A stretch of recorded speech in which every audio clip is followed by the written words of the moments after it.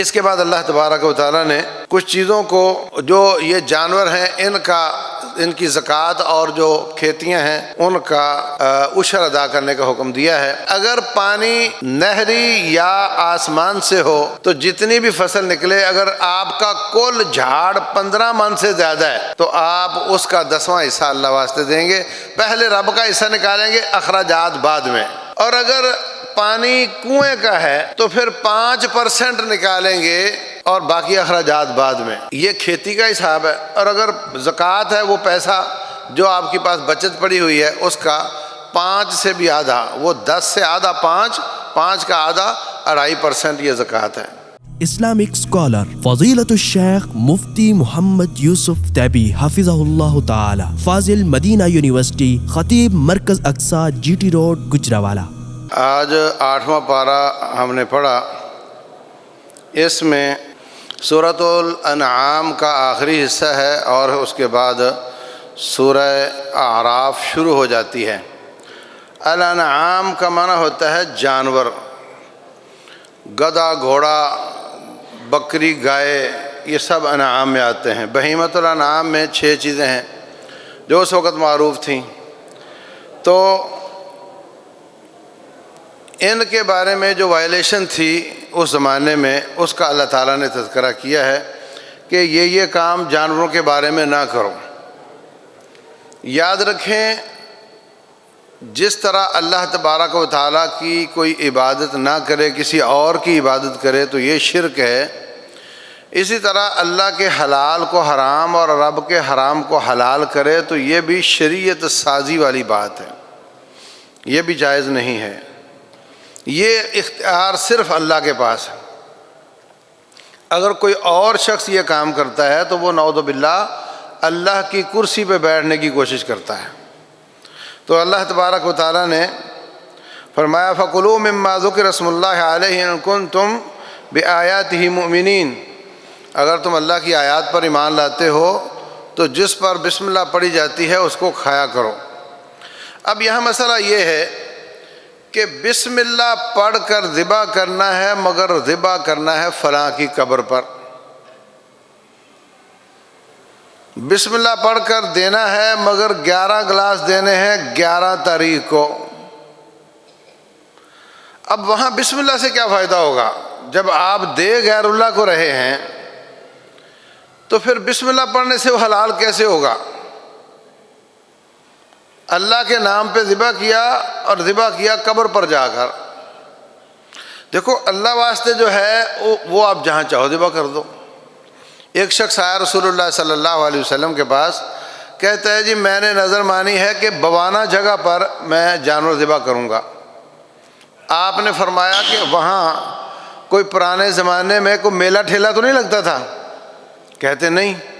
کہا اچھا وہاں کسی بت کی پوجا تو نہیں ہوتی تھی جاہلیت کے دور میں؟ کہتا ہے نہیں۔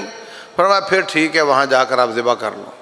اس کا مطلب جہاں کوئی میلہ لگتا ہو، جہاں کی کوئی عبادت کی جاتی ہو، وہاں قبر، شجر، حجر جس کی پوجا ہوتی ہو، وہاں سپیشل جا کر جانور ذبح کرنے کا مطلب یہ ہے کہ اس کے لیے ذبح کیا جا رہا ہے۔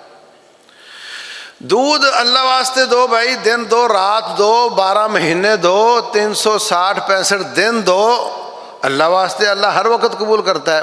مگر جب آپ 10 تاریخ یا 11 تاریخ کو سپیشل کرو گے تو اس کا صاف مطلب ہے کہ آپ اللہ واسطے اللہ کو تو صرف جھٹلا رہے ہو، اصل میں تم 11ویں والے کو دے رہے ہو۔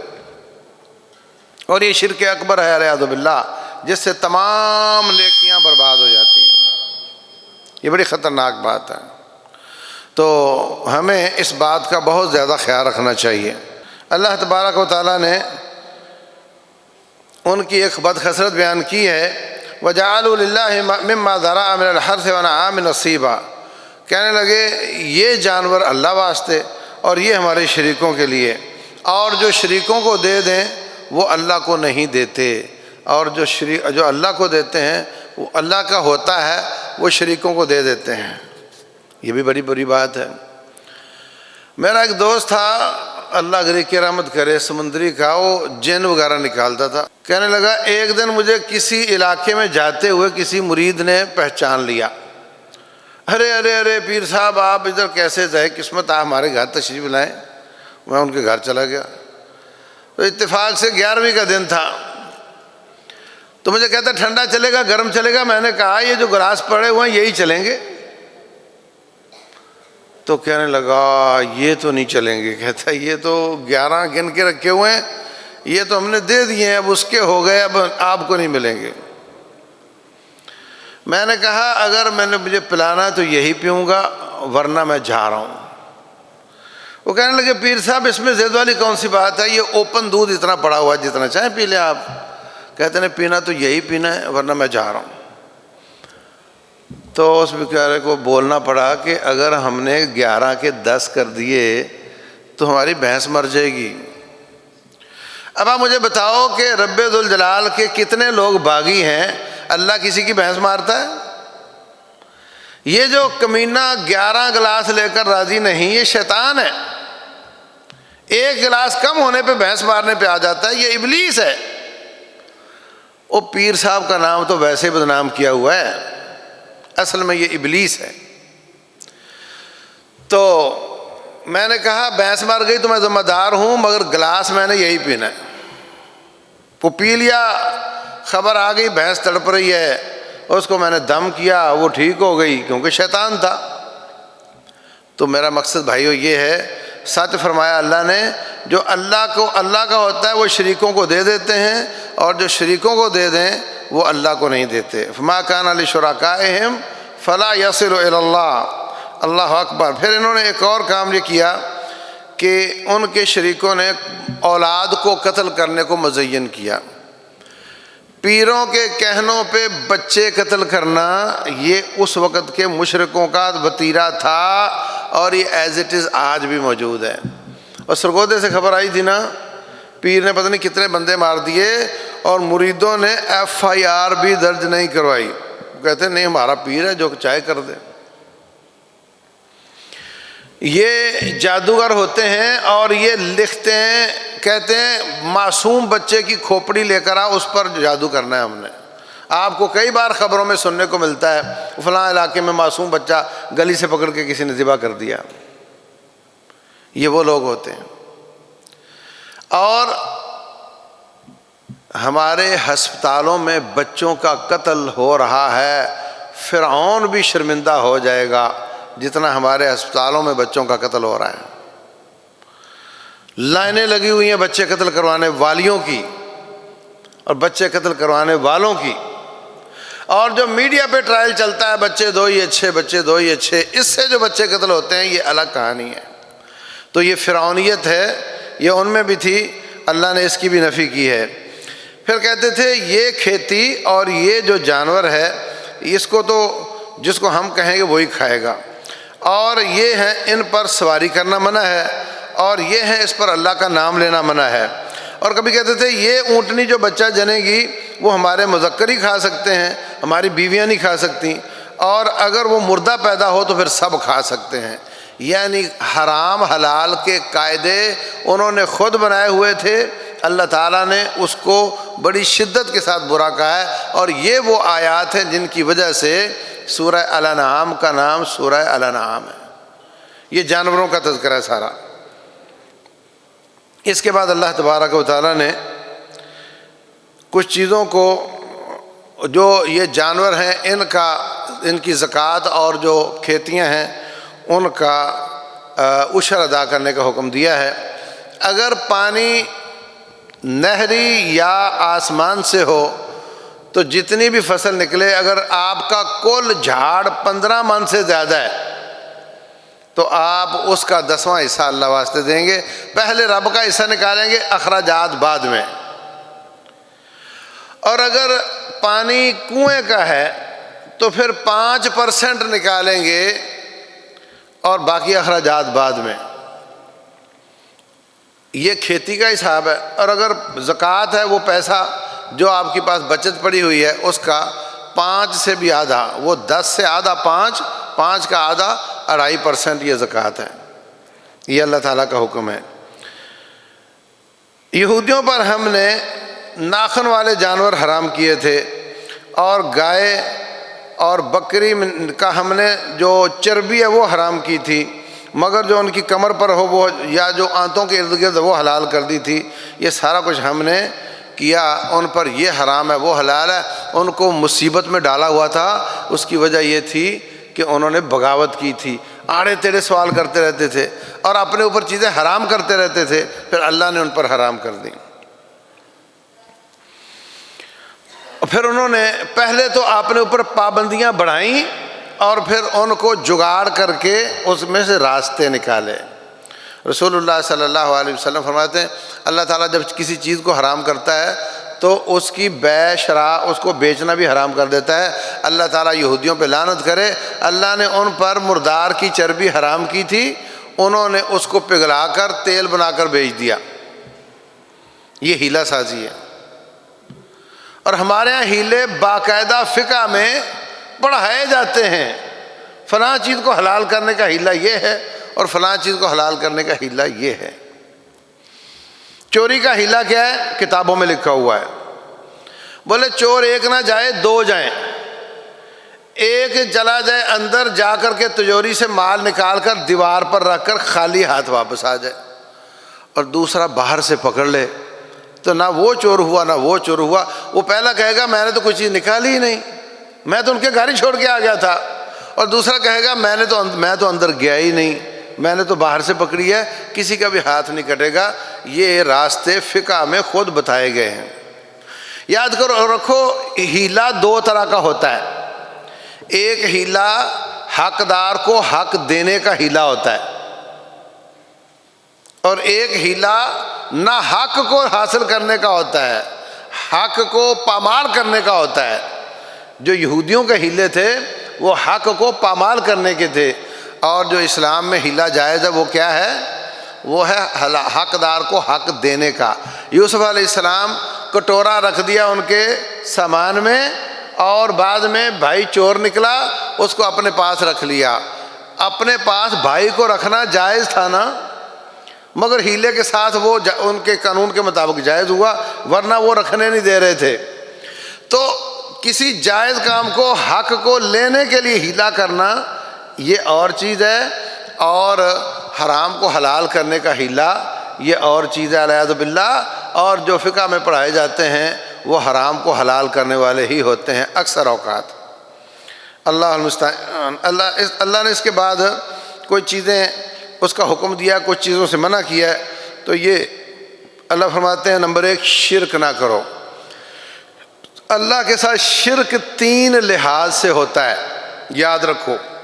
نمبر 1، جتنی نعمتیں اللہ کی طرف سے آتی ہیں یہ عقیدہ رکھے کہ اللہ کے سوا کوئی اور بھی دیتا ہے، وہ گنج بخش ہے، وہ داتا ہے، وہ غریب نواز ہے، اللہ کے سوا کوئی اور بھی ہے۔ نمبر 2، نعمتوں کے اگینسٹ جو بندے کی طرف سے جاتا ہے وہ کیا ہے؟ عبادات۔ تو عبادات اللہ کے سوا کسی اور کی کرے، 11 گلاس کسی اور کو دے، بکرا کسی اور کے نام کا، یہ 2 نمبر شرک ہے، 2 شرک ہو گئے۔ تیسرا، رب ذوالجلال کی ذات جیسی کوئی اور ذات سمجھے، یا اللہ کی خوبیوں جیسی کسی مخلوق میں خوبیاں ثابت کرے۔ حضرت علی رضی اللہ تعالیٰ عنہ کو مبالغہ کر کے ان کو رب بنا دیا جائے، عبد القادر جیلانی رحمہ اللہ کو مبالغہ کر کے رب والی خوبیاں دے دی جائیں، یہ 3 قسم کا شرک ہوتا ہے، اللہ نے اس کو منع کیا۔ نمبر 2، کہا کہ ماں باپ کے ساتھ اچھا احسن سلوک کرو۔ نمبر 3، اپنی اولاد کو اس وجہ سے قتل نہ کرو کہ ان کو کھلائیں گے کہاں۔ کتنے غریب ہیں ان کی اولاد زیادہ ہوتی ہے، اور کتنے پیسے والے ہیں ان کی اولاد کم ہوتی ہے۔ وہ کہتے ہیں جی ہم کوالٹی پہ اعتماد رکھتے ہیں، کوانٹٹی پہ نہیں رکھتے۔ رسول اللہ صلی اللہ علیہ وسلم فرماتے ہیں ایسی عورت سے شادی کرو جس یہاں سے اولاد زیادہ پیدا ہونے کی امید ہو اور جو زیادہ محبت کرنے والی ہو، کیونکہ میں تمہاری کثرت کی وجہ سے قیامت والے دن باقی انبیاء پر فخر کروں گا۔ اللہ اکبر۔ اپنے کینڈیڈیٹ کی کمپین چلاتا ہے اور اپنے نبی کی نہیں چلاتا۔ ہاں، وہ فرما رہا ہے میں تمہاری کثرت کی وجہ سے دوسرے انبیاء پر فخر کروں گا، اور دو ہی اچھے، اللہ محفوظ رکھے، ایک آدھ کینیڈا چلا گیا، دوسرا یہاں ایکسیڈنٹ میں چلا گیا، اور بابا بابی بیٹھے ہوتے ہیں گھر میں، بہت بڑے بنگلے میں بابا بابی رہ رہے ہوتے ہیں، جا کر دیکھ لو اکثر کا یہی حال ہے۔ اللہ فرماتے ہیں بچوں کو قتل نہ کرو، بے حیائی ظاہری ہو یا باطنی ہو نہ کرو، کسی کو ناحق قتل نہ کرو، یتیم کے مال کے قریب نہ جاؤ، ماپ تول میں انصاف کرو، زیادتی نہ کرو، اور یہ میرا راستہ ہے، اس کی پیروی کرو، اسلام کو چھوڑ کر دوسرے راستوں کی پیروی نہ کرو، یہ تمہیں دور دور لے جائیں گے، تار تار کر دیں گے، تمہارا شرادہ بخیر کے رکھ دیں گے۔ یہ اللہ تعالیٰ نے یہاں حکم دیے ہیں۔ اس میں آخر میں اللہ تعالیٰ فرماتے ہیں جو نیکی لے کر آئے گا اللہ اس کو 10 گنا دے گا، اور جو گناہ لے کر آئے گا اللہ تبارک و تعالیٰ اس کو 1 ہی دے گا۔ نیکی تو 10 گنا، گناہ کرے گا تو 1 گنا۔ اللہ تبارک و تعالیٰ اپنے بندوں سے، اپنے فرشتوں سے کہتا ہے جب تک یہ گناہ کر نہ لے، صرف اس کا ارادہ ہو تو گناہ لکھا ہی نہ کرو، پھر یہ اگر میرے خوف کی وجہ سے گناہ چھوڑ دے تو چھوڑنے کی نیکی لکھ دیا کرو، اور اگر یہ باز نہ آیا، اس نے گناہ کر لیا، تو پھر 6 گھڑیاں انتظار کرو، ہو سکتا ہے توبہ کر لے، اگر توبہ کر لے تو لکھو ہی نہ، لکھ کر مٹانا اور لکھنا ہی نہ، اس میں فرق ہوتا ہے نا۔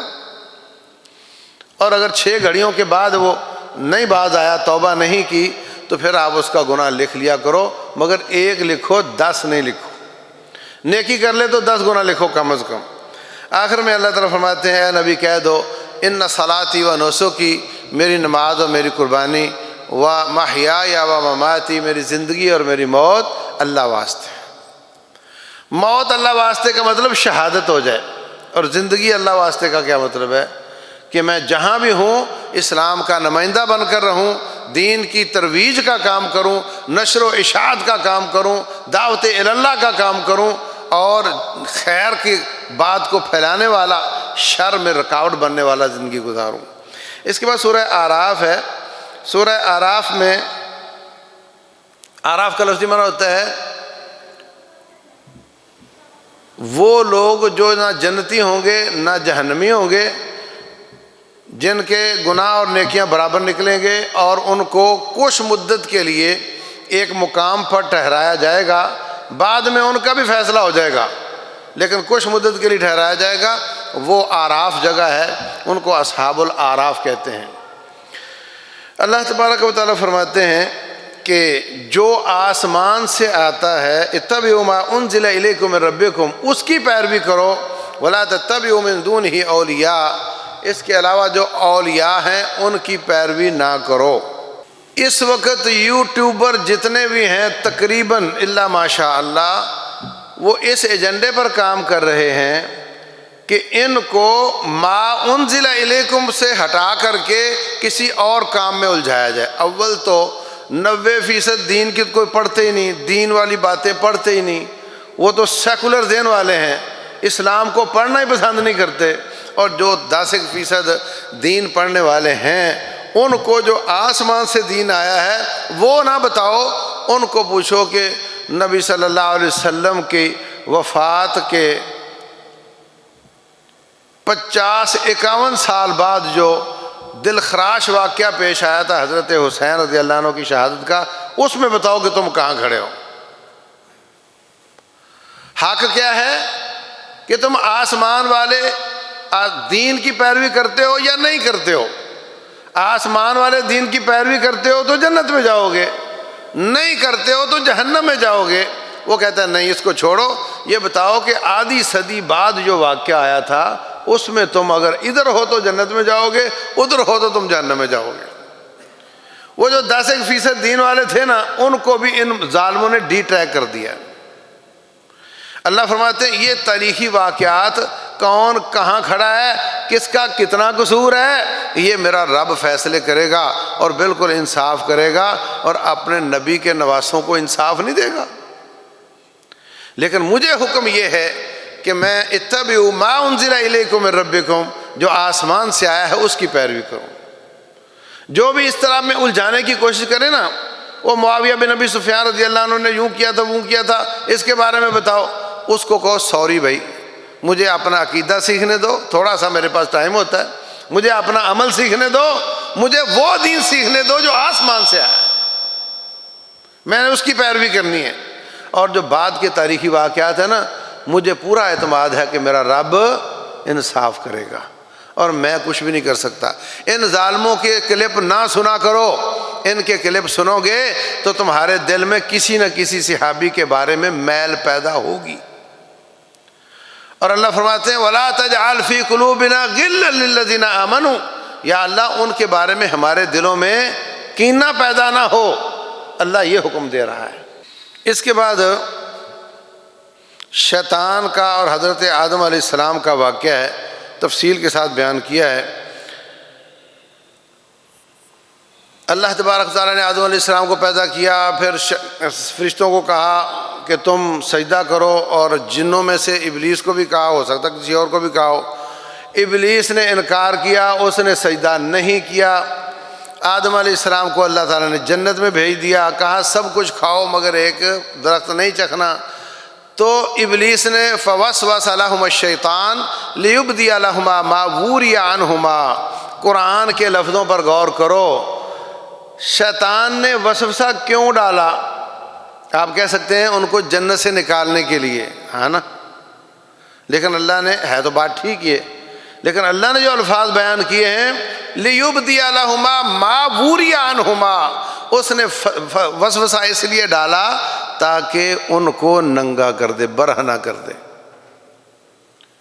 اس کو پتا تھا کہ اگر انہوں نے نافرمانی کی تو جنت کا لباس اتر جانا ہے، وہ ان کو ننگا دیکھنا چاہتا تھا۔ فوسوس لہما الشیطان لیبدی لہما ما وری عنہما من سوآتہما، تاکہ وہ ان کو برہنہ کر دے۔ اور پھر کیا ہوا؟ لباس اتر گیا، اللہ نے زمین پر بھیج دیا، سب ہوا، انہوں نے توبہ کر لی۔ ابلیس کو کہا تو نے سجدہ کیوں نہیں کیا؟ وہ اپنے گناہ کو جسٹیفائی کرنے لگ گیا، میں آگ سے بنا، یہ مٹی سے بنا، تو میں کیسے سجدہ کرتا؟ گویا کہ وہ کہہ رہا تھا کہ یا اللہ تیرا حکم دینا نہیں بنتا تھا مجھے،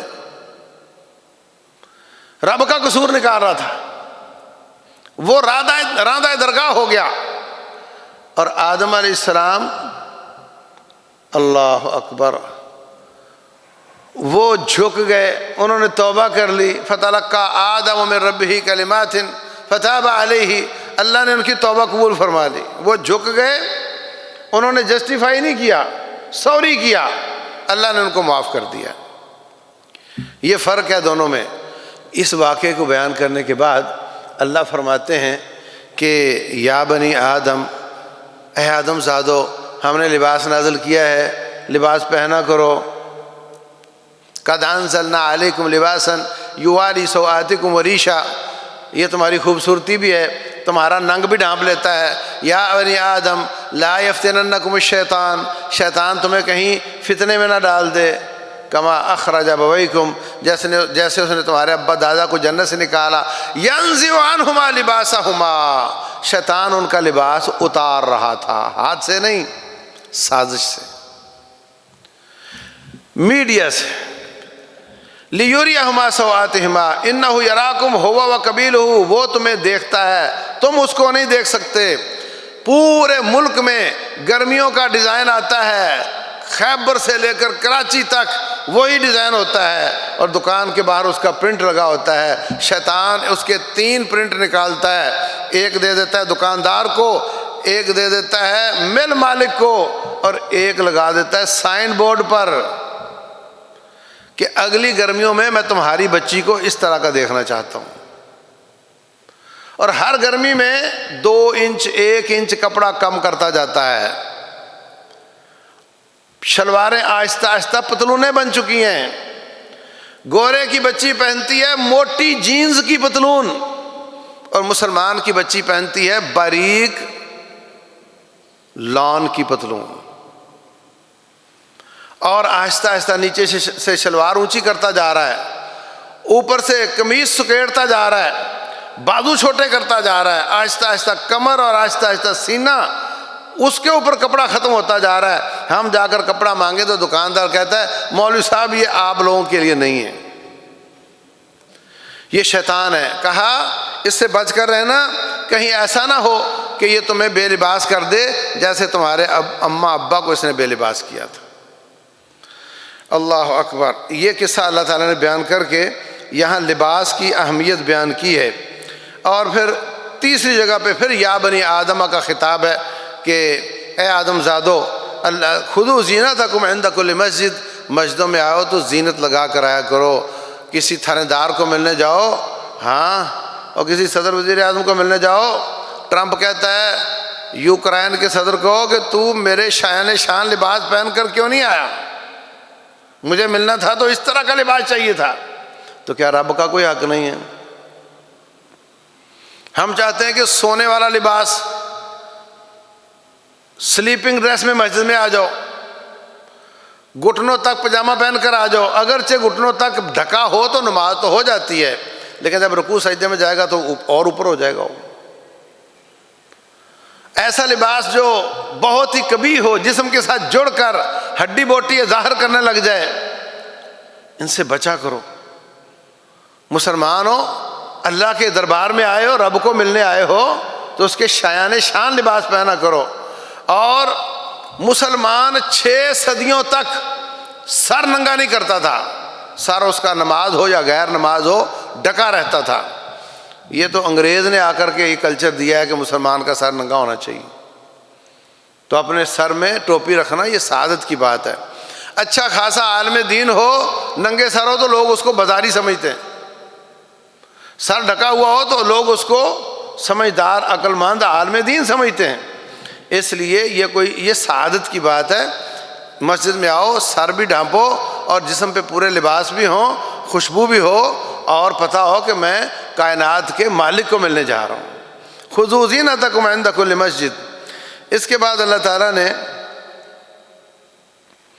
اصحاب الاعراف کا تذکرہ کیا ہے۔ 3 گروہ ہوں گے، ایک جنت والے، ایک جہنم والے، اور ایک یہ بیچ والے۔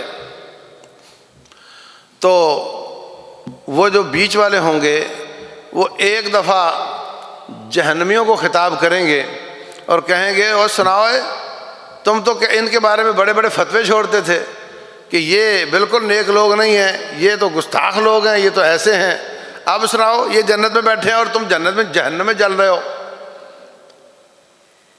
اور پھر جہنمی جنتیوں سے کہیں گے ان افیضوا علینا من الماء او مما رزقکم اللہ، یہاں تو ہر چیز گرم ہے، جب آگ لگتی ہے تو بھاگتے ہیں پانی کی طرف، تو وہ اس سے بھی گرم ہوتا ہے۔ اللہ نے فرمایا وَسُقُوا مَاءً حَمِيمًا فَقَطَّعَ أَمْعَاءَهُمْ، اگر وہ پیٹ میں ڈالیں گے تو وہ پانی ان کی آنتوں کو کاٹ دے گا۔ يُصَبُّ مِن فَوْقِ رُؤُوسِهِمُ الْحَمِيمُ، اگر گرمی کی وجہ سے انسان سر پہ پانی ڈالتا ہے تو سر پہ ڈالیں گے تو چمڑا ادھر جائے گا۔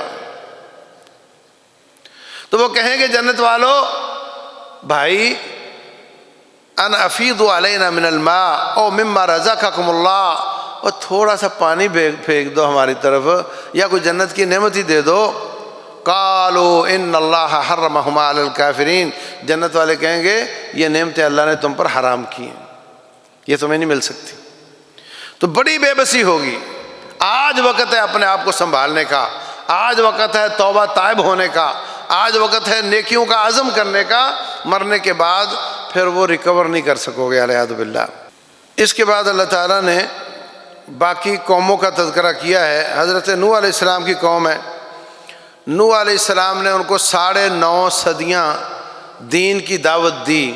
یہاں پر اللہ نے مختصر بیان کیا ہے اور سورہ ہود میں مفصل بیان کیا ہے، اور وہاں جا کر انشاءاللہ مفصل بیان کریں گے۔ اور وہ باز نہیں آئے، تقریباً 80 بندے مسلمان ہوئے، 950 سال کی محنت۔ اللہ تعالیٰ نے حکم دیا کہ نوح آپ زیادہ ٹینشن نہ لیا کرو، جس نے مسلمان ہونا تھا ہو گئے، اور جو نہیں ہوئے میں رب کہہ رہا ہوں ان میں سے کوئی بھی ہونے والا نہیں ہے۔ انہوں نے کہا یا اللہ پھر میں مصیبت میں پڑا رہا ہوں خواہ مخواہ، پھر ان کو تباہ کر دے اور معاملہ ختم کر دے۔ تو اللہ نے فرمایا کشتی بناؤ، کشتی بنائی، لوگ مذاق کرتے تھے، دیکھو بڈھا بابا، ہاں ادھر کوئی سمندر ہی نہیں ہے اور کشتیاں بنا رہا ہے، نعوذ باللہ، مذاق کرتے تھے حضرت نوح علیہ السلام کو۔ تو پھر کیا ہوا؟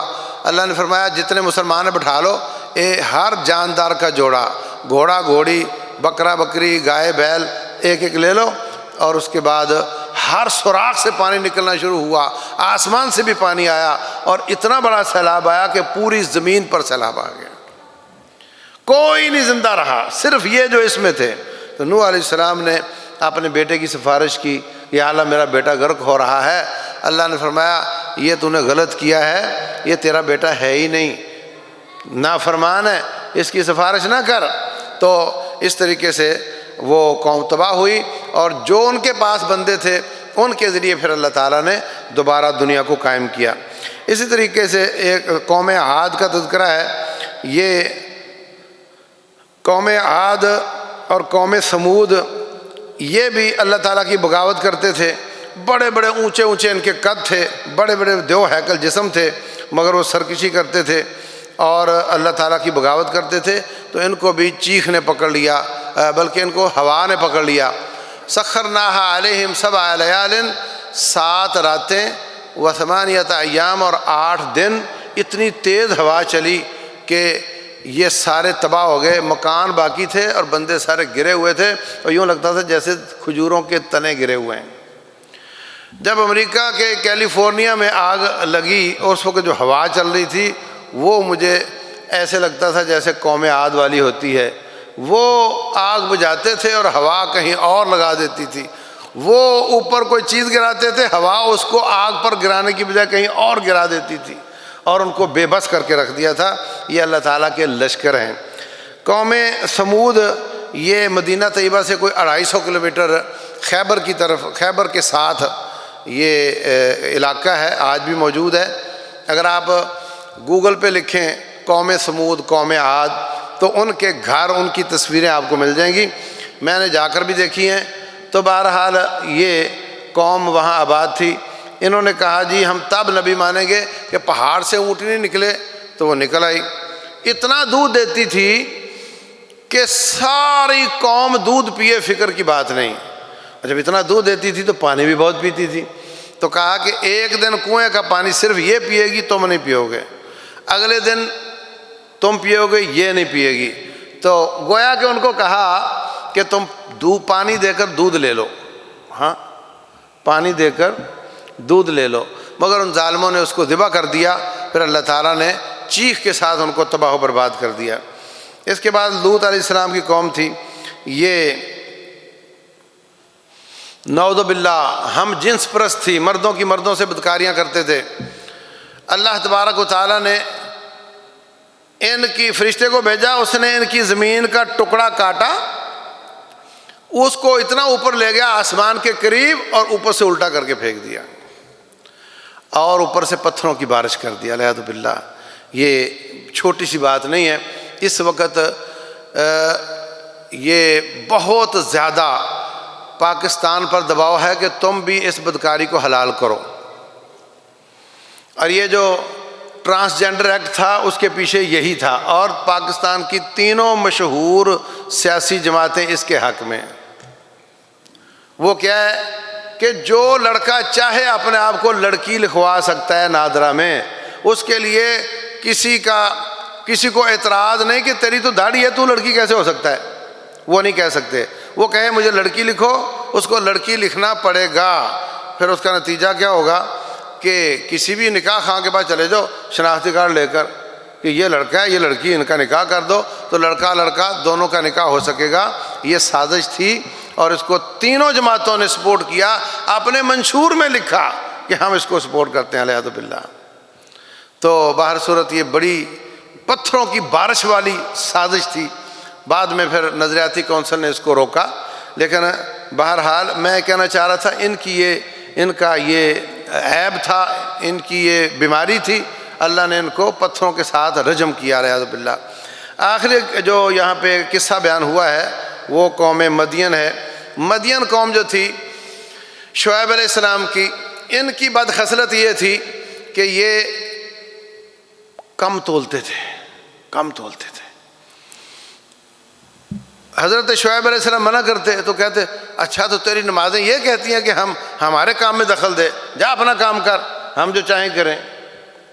رسول اللہ صلی اللہ علیہ وسلم فرماتے ہیں کہ جو قوم کم تولتی ہے، دینے کے بعد اور لینے کے اور ہیں جس کے، نمبر ایک وہاں پہ اجناس کی کمی ہو جائے گی۔ پاکستان میں اجناس کی کمی ہے۔ ابھی پاکستان گندم باہر سے منگوا رہا ہے اور پہلے بھی منگواتا ہے۔ پاکستان تیل، کوکنگ آئل باہر سے منگواتا ہے۔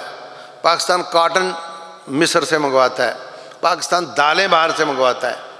یہ زرعی ملک ہے اور اتنی چیزیں باہر سے، پھر کہتے ہیں جی امپورٹ زیادہ ایکسپورٹ کم ہے، لہذا ہمارا روپیہ ڈیویلیو ہو گیا، لہذا مہنگائی بڑھ گئی۔ فرمایا جس قوم میں ماپ تول کی کمی ہوگی، نمبر ایک اجناس کم ہو جائیں گی، نمبر دو مہنگائی بڑھ جائے گی، مہنگائی بڑھ جائے گی۔ نمبر تین ظالم حکمران مسلط ہو جائیں گے۔ یہ اللہ کی خوشی نہیں ہوتی بلکہ اللہ کی طرف سے قوم پر سزا ہوتی ہے۔ یہ تین سزائیں ابن ماجہ کی حدیث میں رسول اللہ صلی اللہ علیہ وسلم نے بیان کی ہیں، اور جو قرآن میں بیان ہوئی ہیں اس قوم کو، وہ یہ تھی کہ اس قوم کو چیخ نے پکڑ لیا اور تباہ و برباد کر دیا۔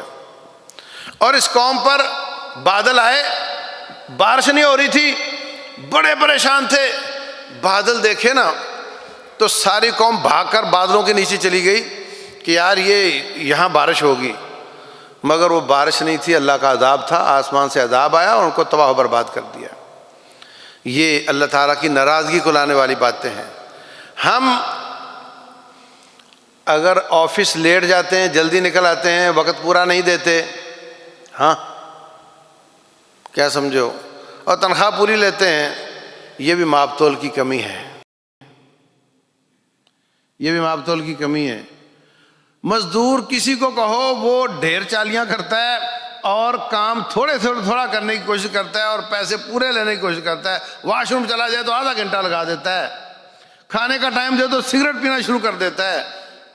وہ لینے کے باٹ اور ہیں، دینے کے اور ہیں۔ میں کہتا ہوں جوتی بنوانے کے لیے چلے جاؤ، اس کی کوشش ہوتی ہے کہ جگاڑ کرو، پیسے زیادہ لو۔ تو جس کے دین سروسز کم اور اس کی پیمنٹ زیادہ لیتا ہو، جو اپنا پورا وقت نہ دیتا ہو، جو ماپ تول میں کمی کرتا ہو، پیٹرول پمپوں کو دیکھ لو اور جتنی بھی پیک ہونے والی چیزیں ان کو دیکھ لو، اللہ ماشاءاللہ کوئی چیز ہوگی جو پوری نکلے۔ جب قوم کے ہڈیوں میں یہ بدماشی رچ بس جاتی ہے تو پھر اللہ تعالیٰ یہ سزائیں دیتا ہے جس کو آج ہم بھگت رہے ہیں۔ اللہ تبارک و تعالیٰ سمجھنے اور عمل کرنے کی توفیق عطا فرمائے۔